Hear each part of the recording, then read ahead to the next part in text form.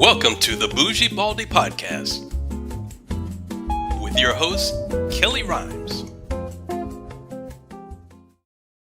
Hey, welcome to another episode of the Bougie Baldie Podcast. This is season number 2. So thank you guys for sticking around through season number 1 and waiting for season number 2 to come out because we have some special guests that are absolutely awesome. Okay. Now, if you are new to the podcast, my name is Kellie. I'm a women's hair loss support and authenticity coach. And now I can add something new to my title. I am a TV producer. I have produced a show called The Bougie Baldie Show, which is an extension of the podcast. I'll talk about that a little bit later at the end of the podcast and tell you where you will be able to watch that show, okay? Well, let me introduce you today to our guest, who is an awesome woman who is out here helping people gain their hair back. Okay, through functional medicine. So Johanna Dalman is the founder of Alopecia Angel, a health and high performance hair growth coach. She's a professional international speaker and a podcast host to the Alopecia Angel Podcast, Awakening to Hair Growth. Through her own struggle with autoimmune alopecia, she now helps others worldwide reverse and heal hair loss naturally without the need of medications and failed treatments, defying the odds within various types of hair loss. She serves thousands of children and adults in over 67 countries. She focuses on various types of hair loss, including autoimmune, female pattern baldness, diffuse, telogen effluent, hormonal, long COVID, and others. 90% see hair growth in less than 8 weeks. Welcome, Johanna, to the podcast, to the Bougie Baldie Podcast. Thank you so much, Kellie. It's so wonderful to be here. Good. Yeah. So let's go ahead and jump into it because whenever I start my podcast off and I'm interviewing a guest, I always want to hear about their personal journey, like what led them to the work that they're currently doing. So can you share your personal journey with hair loss and how it was or how it has influenced your life and the creation of Alopecia Angel? Yes. So years ago, I'm now in my mid 40s. So in my 30s, early 30s, I was diagnosed in the salon with alopecia areata. I normally get highlights. You can't see them right now with the Zoom, but some of them are still there. I'm a little darker now, but every 2-3 months I get highlights done. And of course, in the back of the hair, you can't see, right? And no one's looking there on purpose for anything that's going on. And so as my stylist is doing the foils, he finds a round bald spot. And he says to me directly, he's like, Johanna, you need to go see a doctor. And I was like, what's alopecia? So I grab my phone and I start, doing an internet search right there in the chair as he's doing my foils. And my heart, my energy, everything just plummets because I'm reading that there's no cure, that this is a disease of anything. It's a disease. It's an autoimmune disease. It's the follicles attacking itself. There's no cure, like all the bad things that we all know about hair loss in general, but Right. in particular autoimmune in my case. And at the time, you wouldn't have thought that I would be sick in any aspect. I had a personal trainer. I was fit. I had already just applied for a triathlon. I was living in Miami. I was at that time in California seeing my hairstylist who knows me since I'm 13 years old. I had everything going for me. I worked in corporate. Everything was great in my life. And definitely the healthiest person in my family and in my friend group, definitely. And, for someone, let's say even a personal trainer, to be diagnosed with something, it's out of left field. And I understand that from someone, let's say, who runs marathons or someone who is in the health and wellness industry, but as a consumer, and let's say a lifetime runner or something of this nature. And then all of a sudden they're diagnosed with something just out of the ordinary and it comes out of left field. And so this is how I felt. I felt like this was out of left field. I felt like this was a mistake. I felt like this was horrible on many levels, especially for what I was reading. I couldn't believe it. I was just like, where is this coming from? This is somebody who watches her sugars, who watches her weight, who's always in the gym. Like, this doesn't make sense. So of Okay. course I took my hairstylist advice. I started seeing one doctor and another and another and another. And at the time I was transitioning. I had just gotten engaged and I was transitioning to Europe. So I moved to Europe. I saw doctors there with, my fiance. Okay. And the doctors in Europe were absolutely, helpless. They had no tools, no techniques, no nothing. All they said to me was they shrugged their shoulders and said, "Stop wearing a ponytail." But I never Oh, wore ponytails. And so, I mean, this was not the cause nor the issue. And so mm-hmm. I saw more doctors in Denver. I saw more doctors in California, and they wanted to give me a banquet or whole host of pharmaceuticals, everything from cortisone shots to creams and to this nature. And I didn't want to take any of that because as I was about to get married and start a family, that was our goal, to start a Mm-hmm. family. And when I started doing my research, I realized that a lot of these medications harm your fertility, whether it's a Okay. man or a female. And so this is part of the problem because there's alopecia meds for men and they cause erectile dysfunction. They Mm. cause ED, and they cause a lot of other, male genetic type situations for their gender. And for female, it's the same thing. It's just a different for females. And Okay. so this was part of the angst and the anxiety of trying to almost fight against time because you're in your 30s and you want to hurry up and have your kids, but at the same Yeah. time, in all honesty, my fertility was more important than the hair. The hair is Mm-hmm. important, absolutely, but having healthy kids is such a blessing to have. And this was really the bigger goal. And so, in my quest of trying to find one avenue or another, I knew that seeing doctors doesn't matter what type of doctor, whether it was a dermatologist, Ayurvedic, naturopath, or what have you, it was all boiling down to some sort of pharmaceutical or medication. And Okay. so I knew that this wasn't the way. I knew that there Mm-hmm. was a better way. And so, using my skills from having a master's degree, I started doing in-depth research and lots of research. And over the course of 4 years, I was able to heal myself. Now, granted, I started seeing hair growth towards the end of the fourth year, but I Okay. did. And then now I have, full head of hair, and I haven't had alopecia since. It's been more than 9+ years, and it's upgraded my fertility. I had my first baby at 40 and Okay. with no problems, beautiful pregnancy, 9 pound, 7 ounce baby. And Mm-hmm. it's it's been so amazing to reap the benefits of holistic healing and really getting to all the root causes and all the angles and areas that I needed to work on. And so once I started feeling this veil of symptoms come off me, because it wasn't just the hair loss, I'll tell you, it was everything from dry eyes to insomnia to just like itchy skin, Mm-hmm. to fatigue, to depression, to anxiety, a lot of things that I've never experienced. This is Okay. somebody, in all honesty, who's never been on medications, never had been on birth control, never had done anything. The most I had ever taken was Advil. And, there's certain times, let's say when I took out my wisdom teeth, where, yes, okay, you take a little medication for that because it's Right. excruciating pain. But outside of this, there was nothing. I wasn't the type to call in sick. I wasn't the type to stay home. I wasn't that sickly kid. I was always at school, always fine, never called in sick from work. And so, tried up putting the pieces together really took a matter of months and years.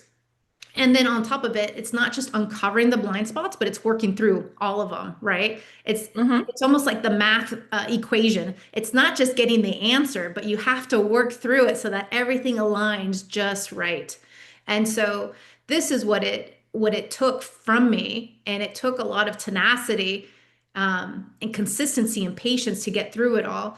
And then when I started feeling that those symptoms came off, and they came off again towards that fourth year, I knew I Mm-hmm. was onto something. And I was like, people need to know. It shouldn't be this big of a struggle for for healing. It shouldn't be this big of angst of just curling up in the bathroom crying. It shouldn't be this episodes of emotions and roller coaster of emotions. It shouldn't be this difficult. And Mm-hmm. on top of it, I shouldn't have wasted my time with all these doctors giving me a bunch of meds, which are only going to hinder and harm my fertility, my hair, my health in other areas. And then, of course, not even give me results, not even Right. guarantee my hair back because it could backfire. It could not work. Like there's so many different, paths. Even if you were to take something like minoxidil, it can not work. It can backfire. It can create a side effect. Like there's just so many things. And so I'm results oriented and driven. And I knew that if I was suffering, and this shouldn't have been prolonged for 4 years, it should have been a lot Right. less. And Yeah. so I went Go on ahead. to create an ebook. I went on to create a course. I went on to help others who were suffering in the same position as I was. And I wanted to condense the time for healing and for that possibility. And hence, Alopecia Angel was born. And Alopecia Angel now has been helping children, men, women in 67 countries for over 8 years now. And it's all holistic, no medications, it's all natural. There's no side effects. It's only you come in where you come in and you are guaranteed to be up leveled. Like you're only going to move on forward in your health, mentally, emotionally, physically, of course, with the hair, with the health, because it's all connected. Mm-hmm. This Mm-hmm. has been my mission that people who want to heal have this option to do so naturally and holistically. And then of course they reap the benefits of that. It not only helps them heal and get their hair back, but it also alleviates any and other second or third autoimmune disease, any other health concern they may be going through, any fertility or infertility issues, any other health goals, because more than likely we all have more than just one hair goal. It may, or more than just one health goal. It may be hair loss or hair growth at this moment, but it's Mm-hmm. probably in accordance with other things, right? Maybe we want to get through menopause, easy breezy. Maybe we want to have that second, third, fourth kid. Maybe we want, XYZ. And so it just all depends who you're working with, but there's always more to the story than just hair loss.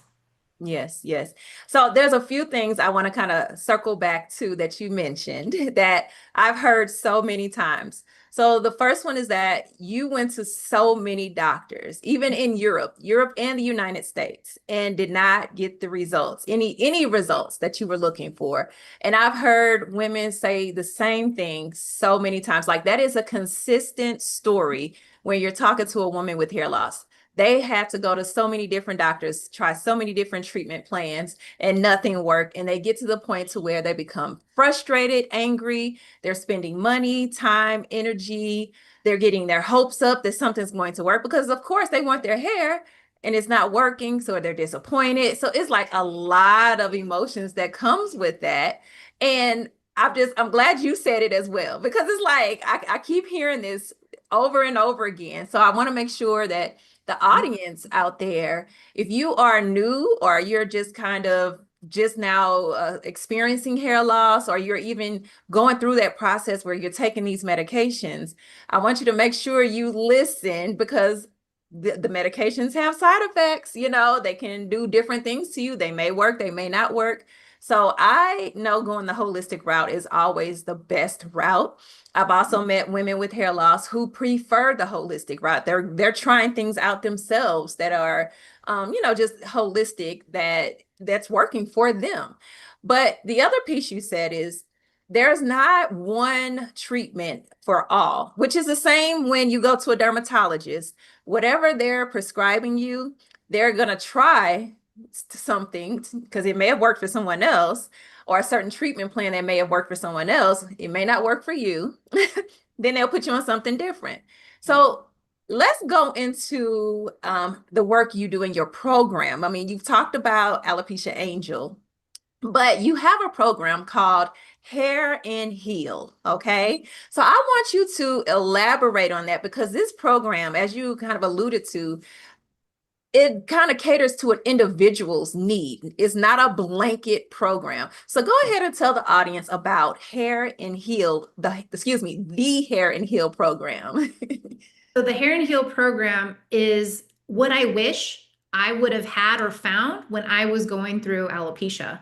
And so I created it out of my own frustration, out of my own challenges.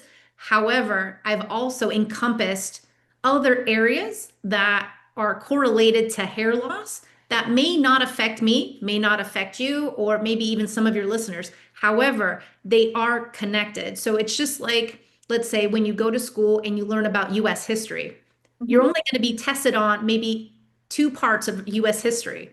Let's say all the presidents. But there's a bunch of other stuff in US history that would be nice to know or needed to know. And so this is kind of the gamut of what I show you.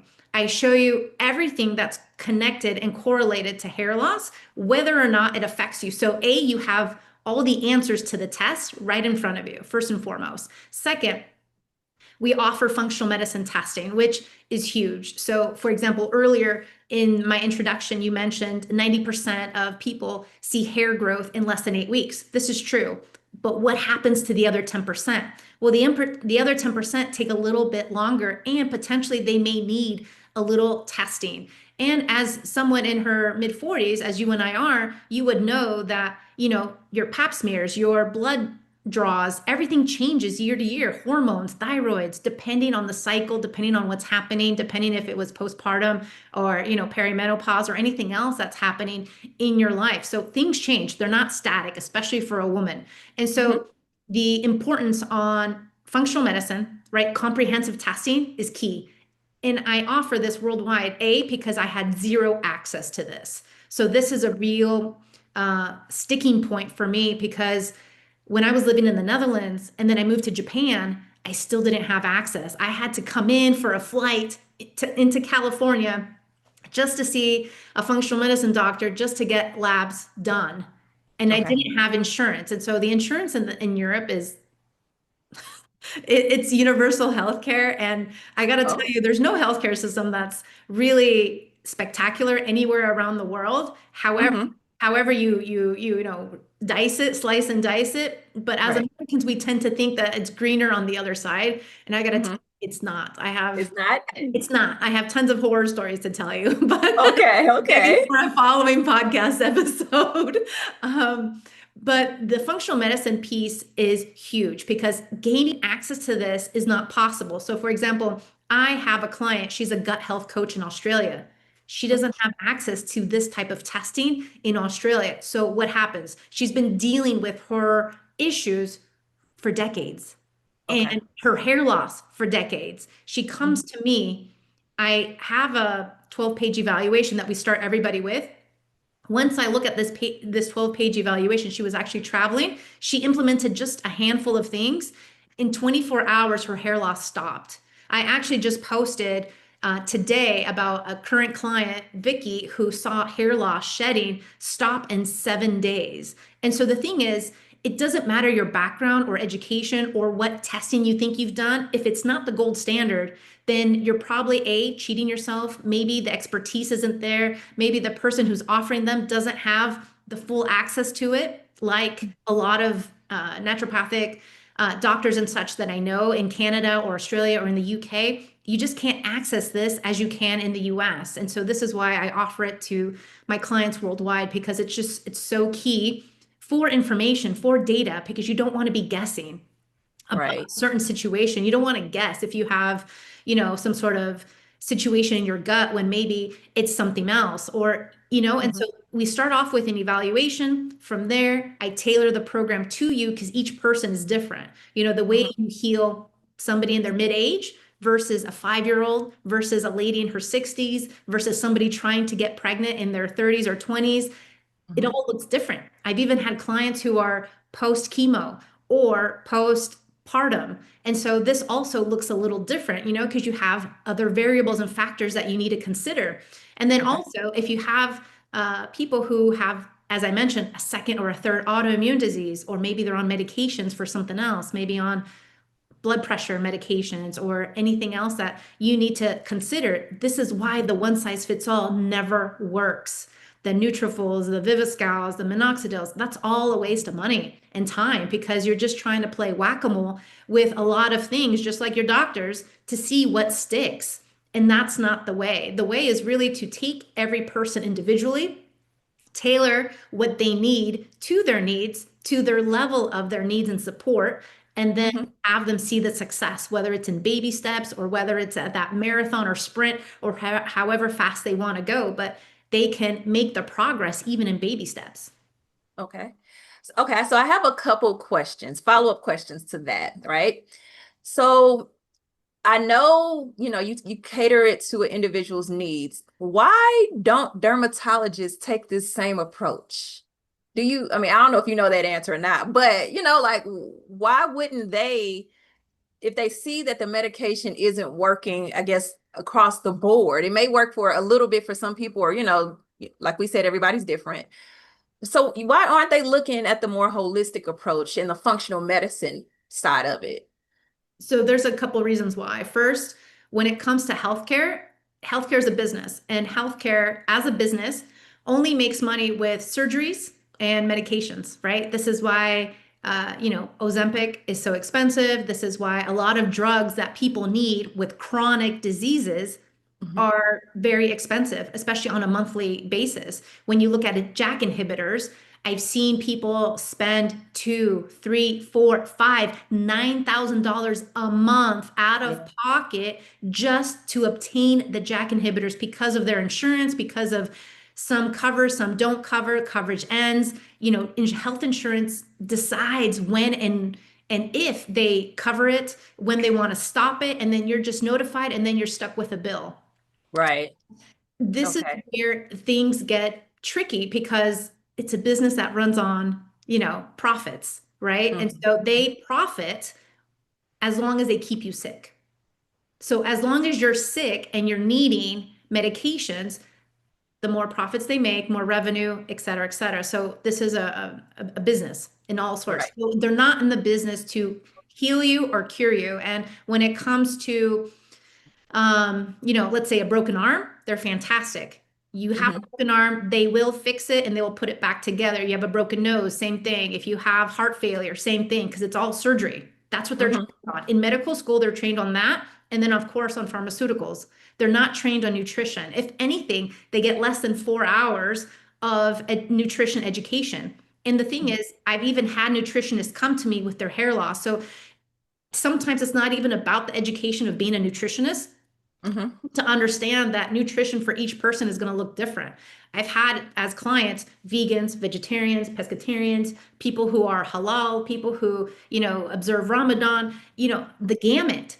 And so you have to mitigate all the allergies, all the adversary type of foods that they do or don't want to eat, and try to make this work for all of them. And so this is where it's all tailored to each person. This is why I see such high success, and this is also why when you're a medical doctor, normally your establishment is telling you these are the drugs you can offer, these are the ones we offer, and that's it. Okay. There's no going outside of this box. So in many ways, doctors are also held accountable into a certain box. And so maybe even during COVID, you might have seen where some doctors or some facilities had the Pfizer vaccine and some others had Right. Johnson and Johnson. Well, they weren't, they didn't have the banquet. They only had certain ones. And so this is also how doctors operate, because they're under Mhm. the hospital, they're under the insurance, they're under that global coverage of sorts, that administration that's ensuring that they follow the rules. They have to only offer ABC, not DEF. Okay. Got it. So that makes it very, very clear. Thank you for explaining that. Yeah. Now, okay, so I know you just talked about how insurance will not cover certain things when it comes to alopecia. I don't think they cover a lot, because the people I've spoken with and work with, they talk about it all the time, how they have to pay out of pocket for certain medications and treatments and different things like that. Now, me personally, I'm a person who I never took any medications. So I don't Or- really know that side of it. yeah. But if they're paying all of this money out of pocket, so when you talk about the holistic approach, we know you have to pay out of pocket for that, right? And a lot of times people have this misconception, or it may be a misconception, it may not be, depends on the people, that when you're talking about holistic, organic, all of these different natural things, that there's a price tag with that just because it's healthier for you.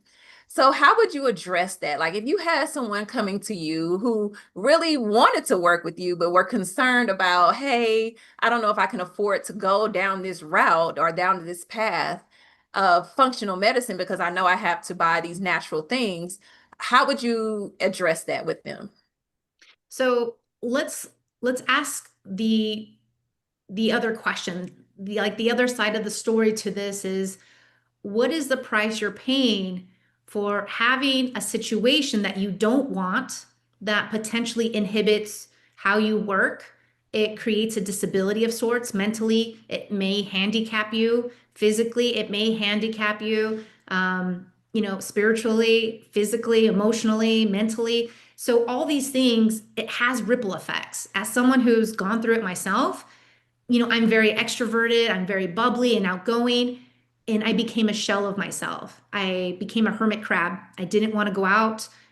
Yes, I was dating and then I got engaged, but even then, the happiness wasn't as happy. It wasn't like 100% through the roof as it should have been, because there was this underlying situation that I had zero control of.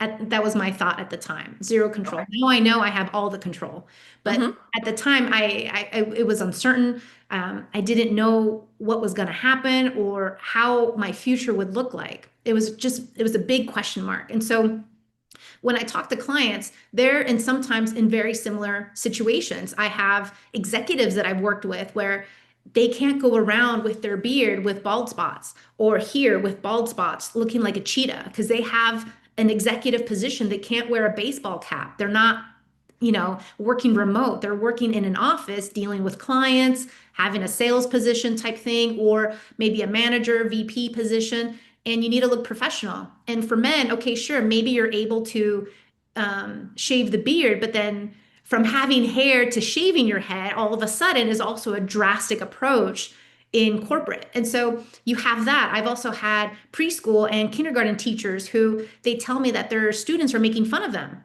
because, these 2, 3, 4, 5-year-olds don't know any better. And they're like, Right. hey, what's that? Hey, what, you know what I mean? And they start picking out your flaws as children Right. do. And so this Yes. is also disheartening for that teacher. And then you also have, ladies who are, okay, maybe married, maybe widowed, maybe dating, but then also any of these relationships, it's hard to maintain. It's hard to Mm-hmm. talk about because no one understands you. And so it's one or the other. It's either you invest in yourself for the betterment of your well-being all around. It's beyond the hair. It's mental, physical, emotional well-being, and then also for your future health. Like, how is it that you want to live in the future? Do you want to live with your full head of hair? Or do you want to choose, or maybe not choose another route? Because people who have one autoimmune disease, 25% go on to acquire a second and a third. So Mm-hmm. this is also that time crunch.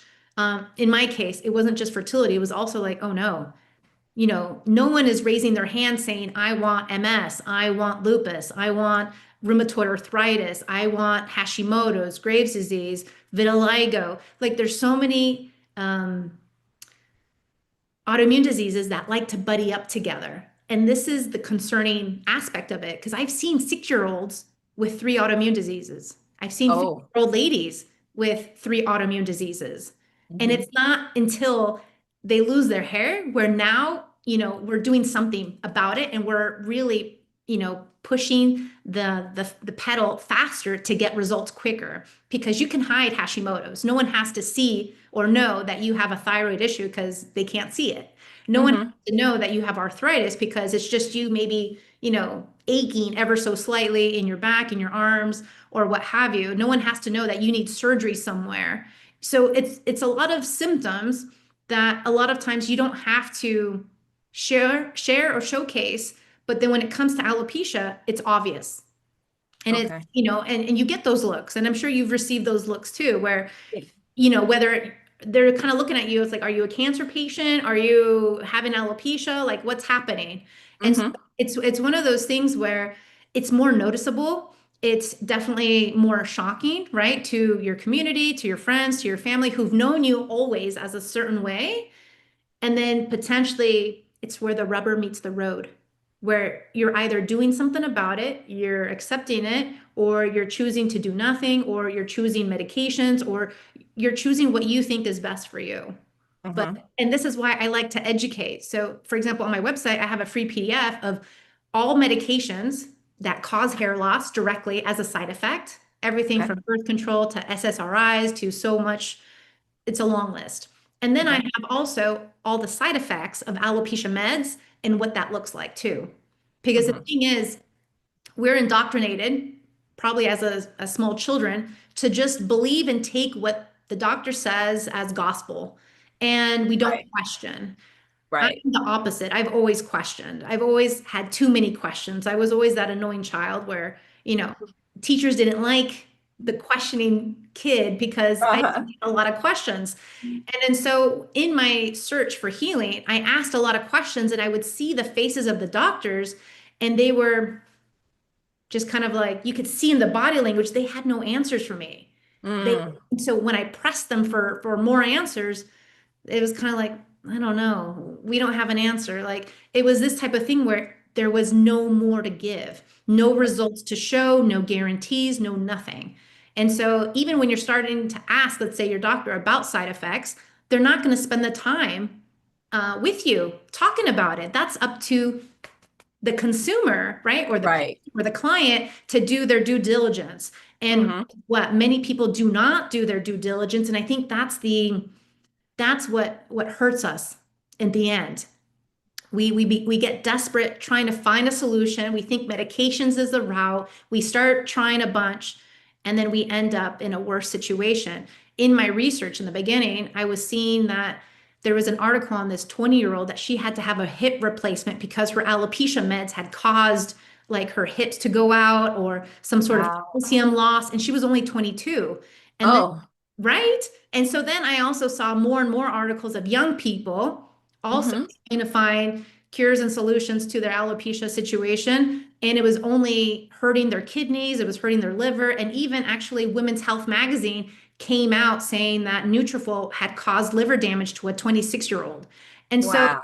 it's these things that we don't know until decades later of how Mm-hmm. a medication, especially a new one, is going to affect us. So, for example, we all are pretty aware of how breast implants cause autoimmune diseases, cause a bunch of things and side effects.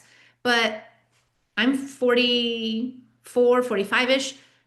When I was 18, this was very popular in California. So Mm-hmm. over 20 years ago. And only now are we hearing about it. So it takes about 20 years to get the full picture of what side effects look like. Okay. And many people don't know, but JAK inhibitors are type 1 carcinogens, meaning they cause cancer. Oh, And I so did not know that. many people don't know that. And so this is the thing. It's like we're just thinking, oh, JAK inhibitors are the latest and the greatest. No, there's actually a dark side to everything. And this is why we have to understand every side of the coin when it comes to medications, especially. So the natural and holistic route, it may, of course, cost you. And yes, it's out of pocket, but it's so worth it because you're not only going to get your hair back, but you're going to understand why this even happened in the beginning. And then you're Mm-hmm. going to understand how to avoid it, not just now, but for the rest of your life. So, for example, yes, I had the autoimmune alopecia. Yes, it was moving into totalis. However, ever since healing it, I've never had alopecia come back. That's even after a pregnancy at 40. That's even after COVID. That's even after stressful times. I moved to 3 different countries in less than a year and a half. I mean, so you name it, like I've been through the ringer of stress and ups and downs, and still alopecia is there. It's dormant. It's in remission, as many people like to say. And this is where we want it. Just like cancer, Yes. we want everything dormant in remission because I actively choose to maintain and upgrade my health. And this is, once you know, and you can't go back to your old ways. And so Mm-hmm. once you have all those answers, all those questions and results right there at your fingertips, you have nothing more than just to follow directions and move forward.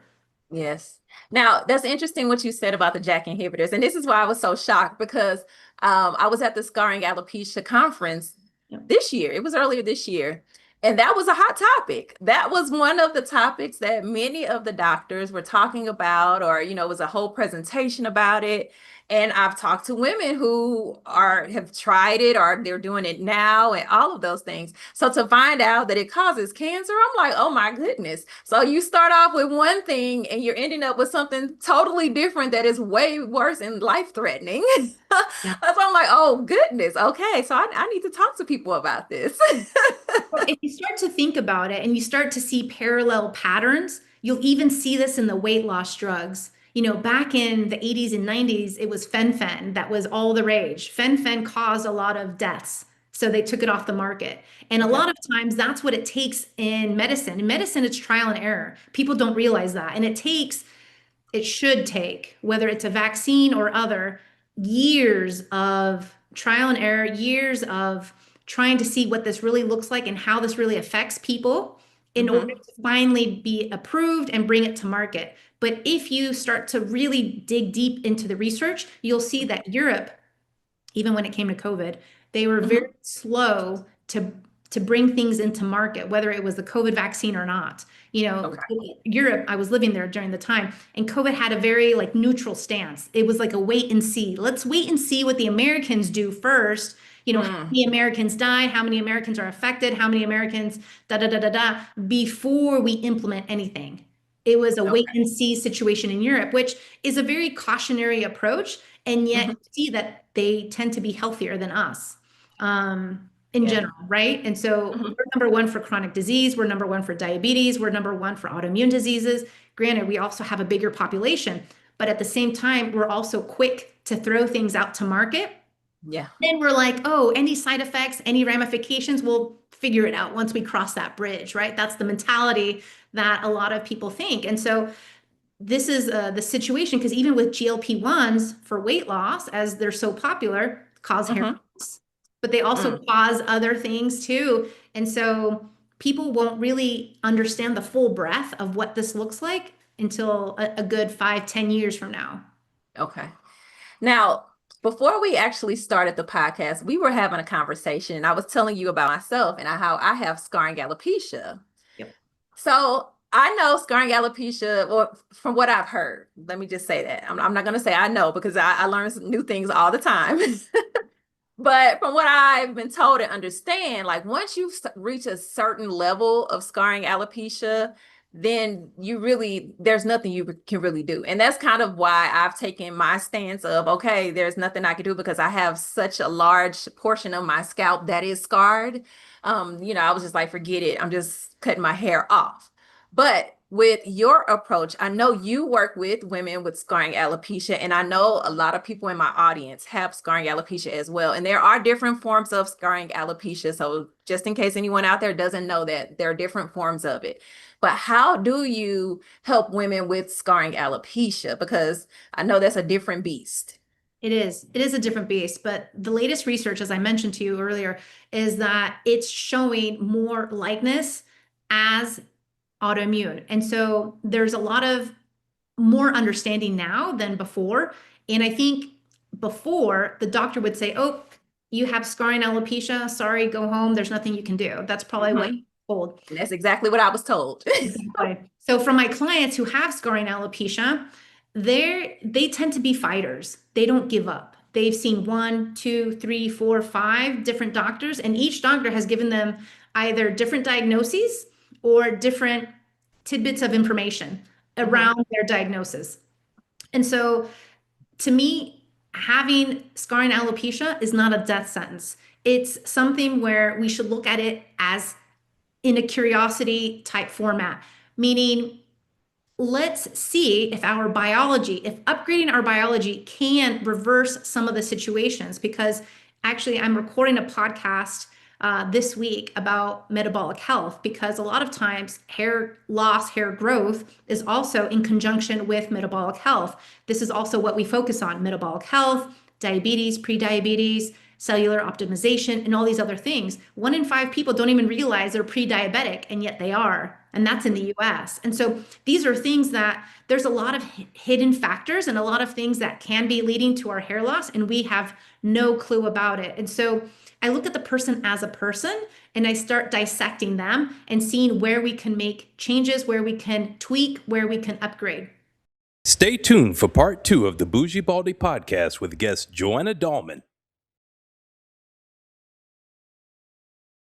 Thank you for listening and watching the Bougie Baldie Podcast. I appreciate you as an audience member. Now, make sure you go and check out the Bougie Baldie TV show.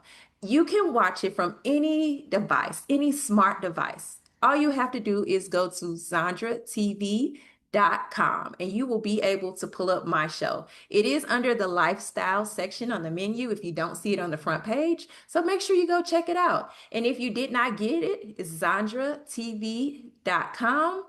Go ahead and click on the link in my show notes if you want to make it easier for yourself, and it'll take you directly there. I will speak to you on the next episode of the Bougie Baldie Podcast. Bye. Thank you for watching the Bougie Baldie Podcast. Don't forget to subscribe